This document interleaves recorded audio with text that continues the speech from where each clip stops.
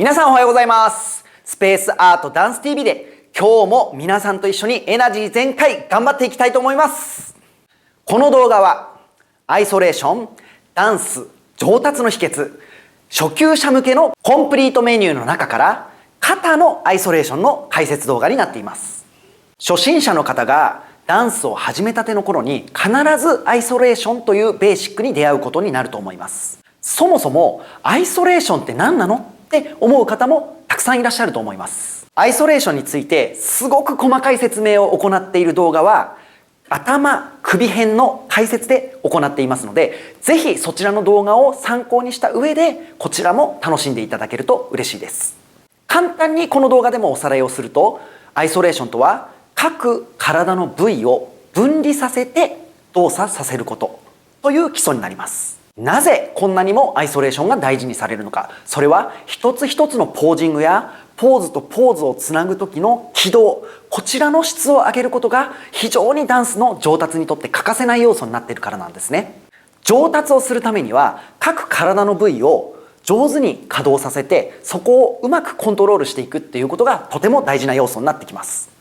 アイソレーションの基礎を学んでいくことは、自分の体をコントロールするためにも表現力を高めるためにも絶対に欠かせない要素になっています。ダンスレッスンの中ではなかなかこうした会話は聞こえてこないと思います。それはなかなかレッスンの中では説明をするよりも皆さんが踊ることを優先して汗をかいてもらいながら楽しんでもらいながら上達をしてほしいというインストラクターの願いからなんですね。限られたレッスンの中では全てのお話を聞くことはできないかと思います。ただ初心者の方の中でも頭の中で理解を深めてから実施したいよっていう方も多くいらっしゃいます。そのためにこちらの動画では解説をして動画の特徴を生かして皆さんに頭の中でも理解をしてもらう。それによって理解をした上で実施をするので体のコントロールもうまくできるようになる。そういった効果を狙ってこちらの動画を制作しています。それではお待たせしました。レッスンスタートです。まずはメニューの投資を見ていきましょう。それではいきます。5、6、7、レッツゴー！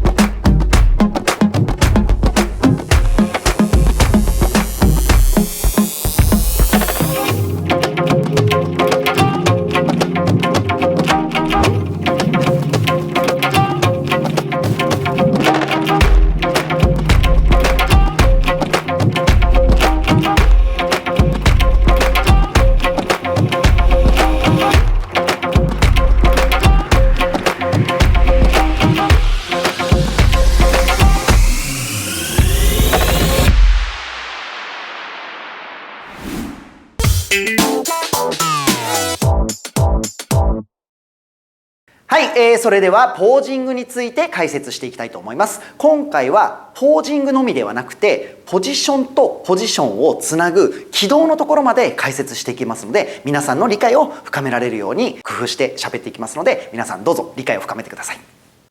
このアイソレーションシリーズでは必ずノーマルポジション、要は気をつけのところなんですけども、私たちはノーマルポジションと呼んでいます。でこのノーマルポジションっていうのを確認するのは何度やってもいいことなので、全てのアイソレーション動画に入れています。ではノーマルポジション確認していきましょう。まず足をしっかりと足の裏ですね、靴を合わせてください。つま先とかかとをしっかりとぴったりとくっつけるようにしてみてください。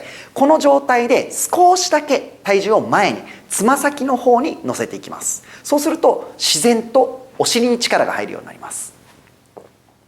少しだけつま先に乗せると自然とお尻に力が入るようになります。このお尻に入った状態プラス2本の足をぎゅーっと中に寄せるようにします。そうするとさらにお尻が締まるような形になりますね。子供たちに教える時なんかはよくお尻に本を挟んでなんていうお話をしたりとかするんですけれども、しっかりと下半身を安定させます。そしてこの状態でお腹をへっこめます。もっとへっこめると肋骨が上がるところまでいきます。かなりこの辺熱くなる方いらっしゃるかと思います。そしてこの時に力が入ってしまうので肩が上がってしまう人がいるんですね。これは肩甲骨ごと下げてあげます。肋骨を上に、肩甲骨を下に下げます。その状態で少し首を長く見せてあげます。この顎の先端とここのエラの骨のが地面と平行になるぐらいまで最初は大げさに上げちゃっても構わないです。こういう状態ですね。これは今足を閉じたノーマルポジションですが、肩幅にした状態で今回のメニューを行っていきます。肩の可動について考えていきたいと思います。肩は上に上がることができますね。そして普通にしている時よりも肩甲骨を下げることによって少し下に行くこともできますね。これは個人差があると思いますが、たくさん下がる人もいればあまり下がらないよっていう人もいると思います。ただ上下これはいけるはずです。はい、下の方が難しいというだけですね。かなり力がいると思います。下の方ですね。そしてさらに前後いけます。これはイメージとしてこういうふうに回転をしながら移動していく。こうですね。こういう感じです。こういう感じです。回転をさせれば前後にも行けます。まっすぐと前に行くことはできないんですけれども、少しこう扉のように行くことはできます。このポジションをしっかりと覚えるようにしてみましょう。上、そして真ん中、ノーマルポジション、そして下ですね。これで2箇所行きましたね。ノーマルポジションから前後。そうですね。この4つのポジションを使って今回のメニューは実施をしていきます。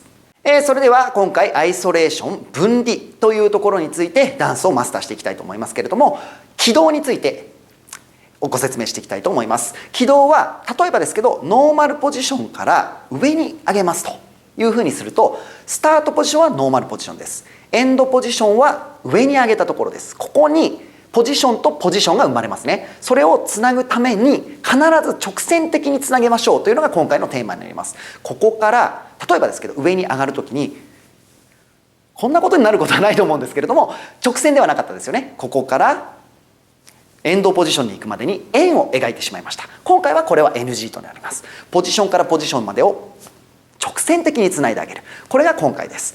これは前後でも同じですし、この後出てくるボックスの動きでも同じです。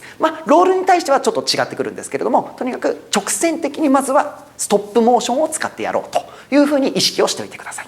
それでは肩を分離させるにあたって肩だけが分離して動きたいというのがアイソレーションの練習になりますよね。そしてアイソレーションをやるときに他の部位は動かない方がいいんですね。肩の場合は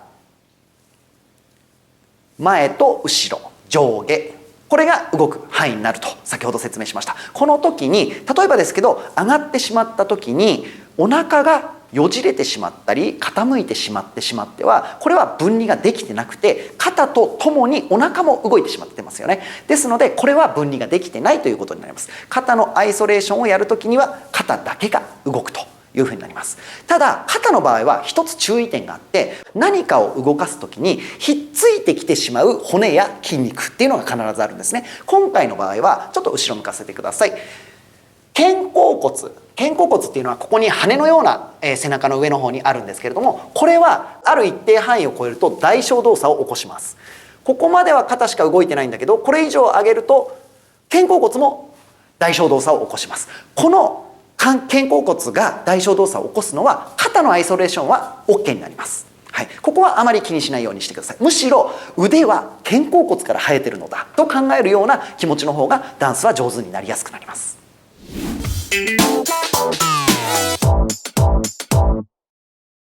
はい、それでは今回の流れを説明していきたいと思います。今回の流れは5パートによって構成されています。順番に説明していきます。まず1つ目のパート。これは上下の動きになります。当然ですけど、準備はノーマルポジションで立ってください。ノーマルポジションから1カウントずつ上にノーマル、下にノーマル。5、6、7、8、2へ止め。1、2、3、4、5、6、7、8。そうです。そうだ、言い忘れましたけど、皆さんは多分左の肩からやった方が私と一緒の動きになるのでやりやすいかもしれないです。大前提として。右肩からでも全然構いませんけれども、皆さんは左からやった方が動画とリンクするので合いやすいかと思います。それでは続きいきます。今のが1パート目の終わりになります。2パート目は前後になります。ノーマルポジションで1パート目が終わっていますので、2パート目は前、真ん中、後ろ、真ん中。これを繰り返していきます。5、6、7、8。2、2、3、4、5、6、7、8。これで2パート目が終わりになります。3パート目はボックスの動きになります。ボックスは上下、前後。この動きをダイヤモンド型につなげていきます。最後2パート目の終わりもノーマルポジションで終わってますので、上から前へボックス2周回していきましょう。上、前、下、後ろ。5、6、7、8。今度は上から後ろ回転になります。上、後ろ、下、前。上、後ろ、下、前。これで2-8になりましたね。ここで3パート目が終わりになります。そして4パート目になります。4パート目はロールの動きになります。今ダイヤモンドの形を描いたものを滑らかに、今度は円を描いても OK です。今度は直線ではなくて円の動き、そして突っかかりのないようにしてください。今後ろから回して終わったので上で終わってると思います。この回ってきた方向、つまり後ろ側に対して4カウントずつ1、2、3、4、5、6、7、8、4カウントで1回ずつ回してください。そうするとここから反対の動き2、2、3、4、5、6、7、8。ここで終わりになります。はい。そしたら最後5パート目になります。前から回ってきてすくい上げたところで終わってますので、今度は反対回転にしながらエンドカウントというものを使っていきます。僕たちは省略してエンドカウントボックスって呼んでるんですけれども、その前にロールプラスエンドカウントでやるボックスがつきます。ちょっとやってみましょう。今前から回ってきて後ろで終わりました。反対側に4カウントで回します。1、2、3、4、2カウントでロールします。5、6。ここでしっかりとストップモーションを作ってください。ダイヤモンドに戻ります。6、エンド、7、8。はい、そうです。そしたら反対回転になります。1、2、3、4、5、下、クス、上、前、下とおしまいになります。確認しましょう。エンカウントボックスちょっと難しいので横向きになりますね。ロールが回ってきて終わりになっているので、1、2、3、4、5、6、7、8。反対に行きます。1、2、3、4、5、6、7、8。こんな感じになります。はい、これで5パート目が終わりました。肩はこのまま反対に全く同じ5パートを練習します。こっちですね。ちょっとじゃあわざと横向きでやってみましょうか。カウントで流してみましょう。1パート目です。上下です。せーの。上、真ん中、下、上、下、2、2、3、4、5、6、7、8。2パート目。1、2、3、4、5、6、7、8。2、2、3、4、5、6、7、8。3パート目、ボックスになります。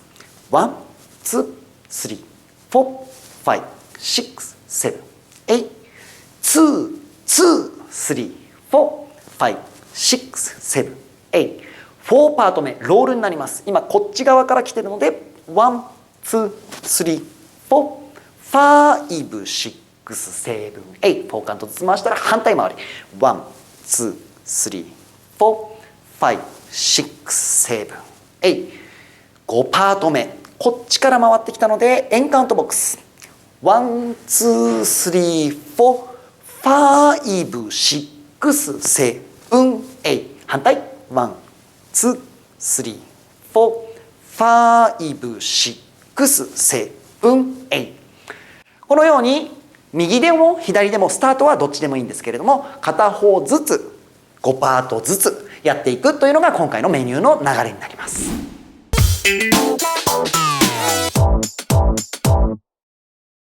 はい、それでは Tips コーナーに移っていきたいと思います。皆さんがこの練習メニューを実施しているときにどのようなところに意識を配った方がいいのか、そしてどんな効果が得られるのかということを考えながら少し工夫を凝らしてご説明していきたいと思います。それではやっていきましょう。まず肩を動かす際に自分が正しく分離できているかどうかっていうことは筋肉や筋の伸び方を自分で感じることがすごく大事になってきます。例えばですけれども、肩をこうやって上げた時っていうのは首のあたりが縮まりますよね。同時に脇腹っていうのは伸びていく動きになっているんですね。上げました、縮まる、伸びる。こうして何かを動かすと必ず縮まる方と伸びる方があるんですけれども、この伸びる方が今脇の下あたりからお腹にかけてる、お腹まではいかないかな、脇の下あたりまでなんですけれども、この辺の突っ張りを感じられるようになるところが自分が最大になってる。はい、人によってはこの斜めの腹筋が使ってるようなイメージを抱く人もいるかもしれません。強い人は感じないと思うんですけど、まだ腹筋が弱いよっていう人はこの腹斜筋っていうんですけど、この辺が伸びてるなって感じる人もいるかもしれません。とにかく自分の脇の下あたりからこの斜めになってる。 T シャツも少し斜めになってますよね、なのでそういうところを感じるといいと思います。例えば今のが上下ですね。下もやっときましょうかね。下に行ったらこの辺ですね。この肩のこの辺がちょっと突っ張った感じになると思います。前後もやっときましょうかね。横向きます。こっち側に行くと肩甲骨のこの辺ですね。この辺の筋肉が伸びてるな、みたいな感じになると大きく可動しているなというのを感じることができます。次いきます。後ろですね。後ろ行くとこの胸の大胸筋のこの辺りですね。この大きな胸の筋肉、大胸筋っていうんですけれども、ここの肩との節目があるんですね。この節目のところに突っ張りを感じるようになります。この辺りを意識すると自分が正しく稼働しているのかどうかというのを感じるポイントになります。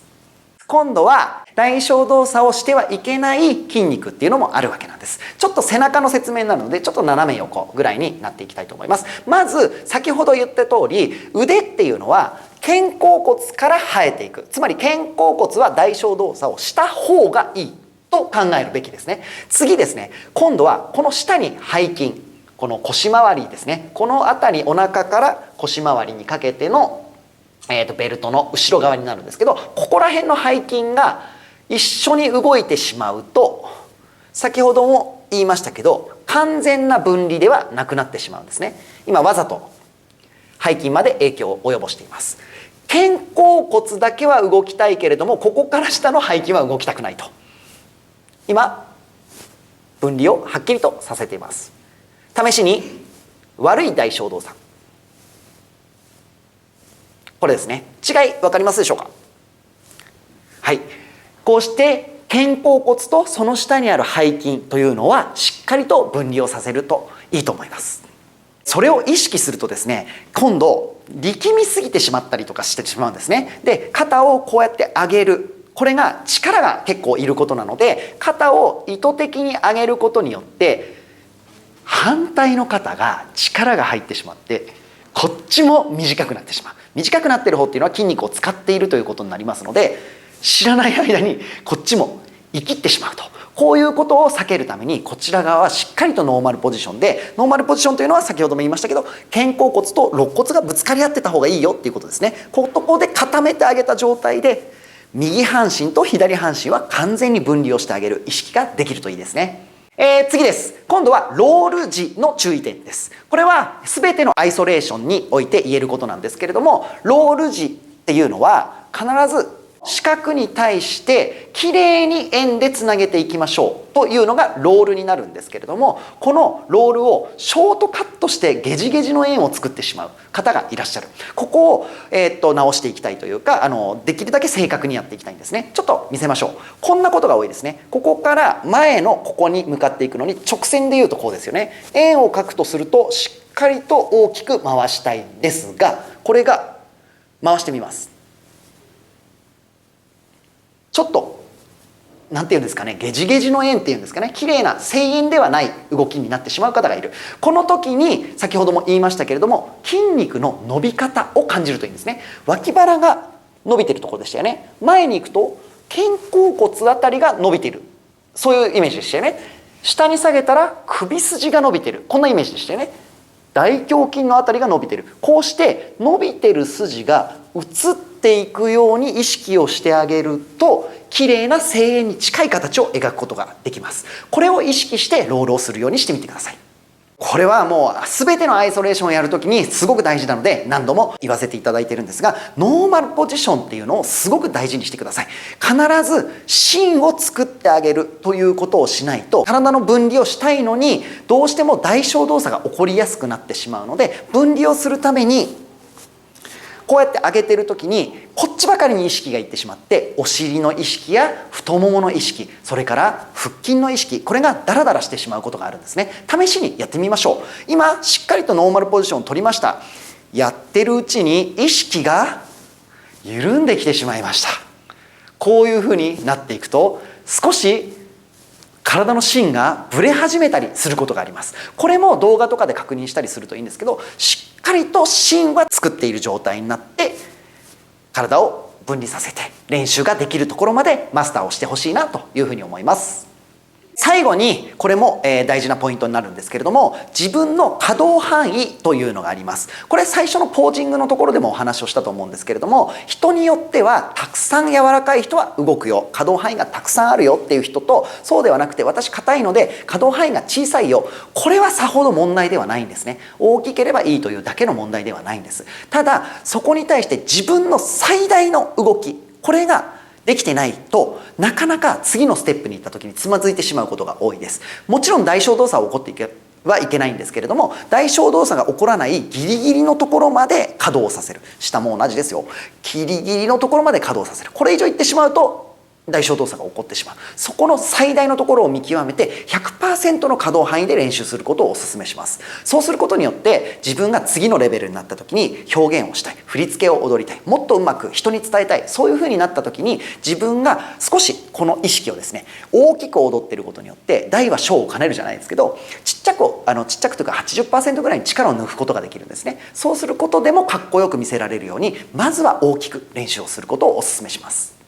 それでは今回のメニューのまとめとして、皆さんと一緒に最後通しをやっていきましょう。メニューを通す際に今日 Tips コーナーで習ったことだったりとか解説で正しいポジションを伝えていったと思います。そこを意識しながら皆さんが練習をすることがとても大事になってきます。それではやってみましょう。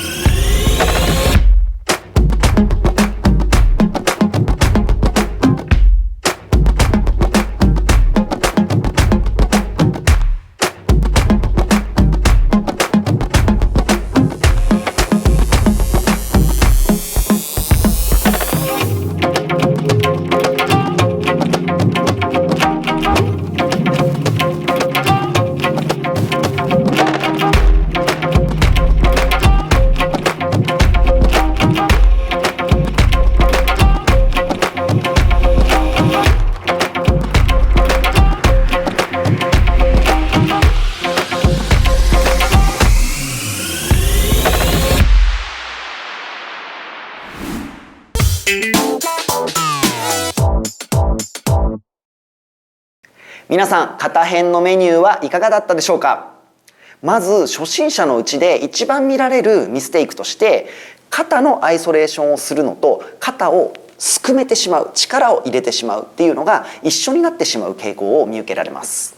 実際肩っていうのは私生活の中でかなり使用頻度の高い関節部位になるんですね。その関節部位はほとんどのケースで意識的に動かさず無意識的に動かしていることが多いと思います。ただこのアイソレーションっていうのは正しさみたいなものが定義されているので、自分で意識してその場所に動かすということ、今まで無意識で動いちゃっていたものを意識して動かすっていうことに変換していくこと、この作業が非常に大変だと思います。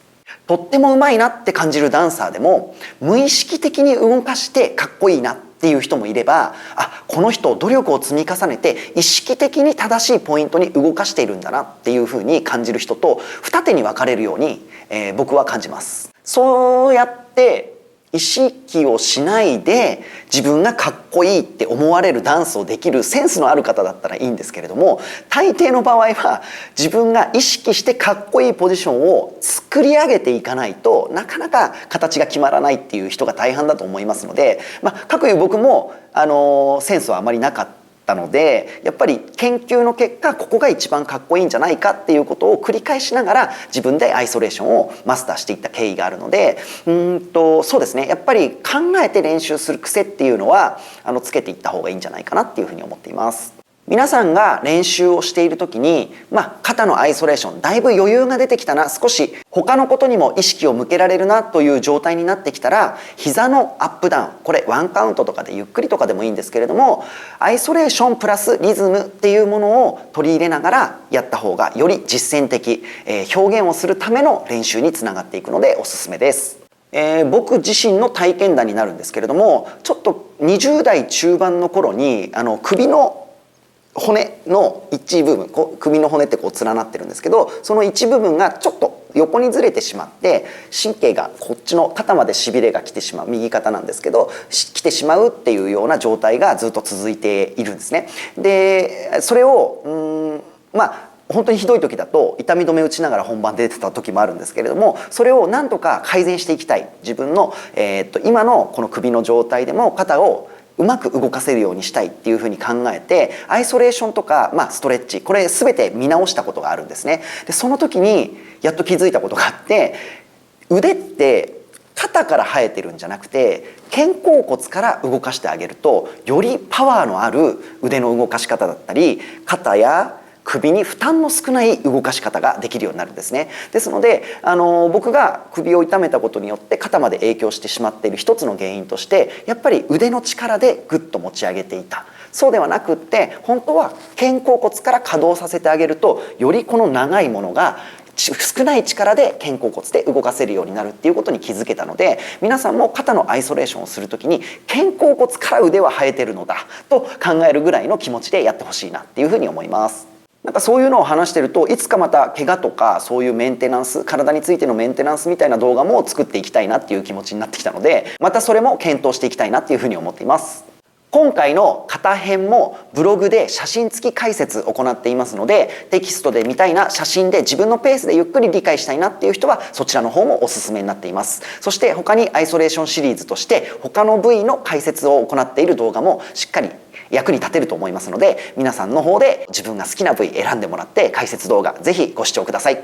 さあ皆様いかがだったでしょうか。今日の動画も終わりになります。スペースアートダンス TV では皆さんがエナジーあふれるダンスライフを送れるように、またダンスだけではなくって私生活もエナジーあふれる楽しいハッピーな生活が送れるように動画制作をコンテンツ制作していきたいと思っていますので、ぜひ皆さんご視聴応援のほどよろしくお願いします。それでは今日もお疲れ様でした。